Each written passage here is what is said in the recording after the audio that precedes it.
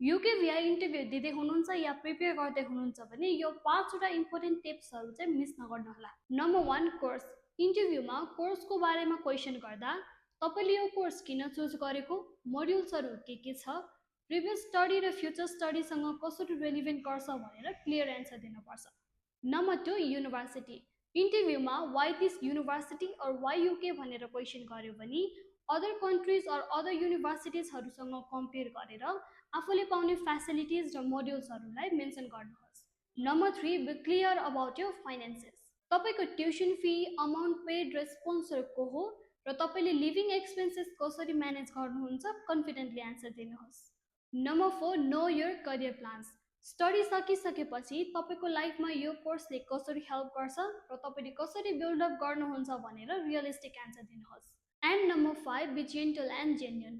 धेरै जस्तो स्टुडेन्ट्सहरू इन्टरभ्यूको टाइममा नर्भस हुने गर्छन्, तर यदि तपाईँहरूले एन्सर कन्फिडेन्टली गर्न सक्नुभयो भने तपाईँहरूले युकेभिआईको इन्टरभ्यू इजिली क्र्याक गर्न सक्नुहुन्छ। सो तपाईँहरू पनि युकेभिआईको इन्टरभ्यू दिँदै हुनुहुन्छ भने यो टिप्सहरू चाहिँ मिस नगर्नुहोस्। र अबको अपकमिङ नोभेम्बर और जनवरी इन्टेकको लागि अप्लाई गर्न चाहनुहुन्छ भने चाहिँ you can visit polar education.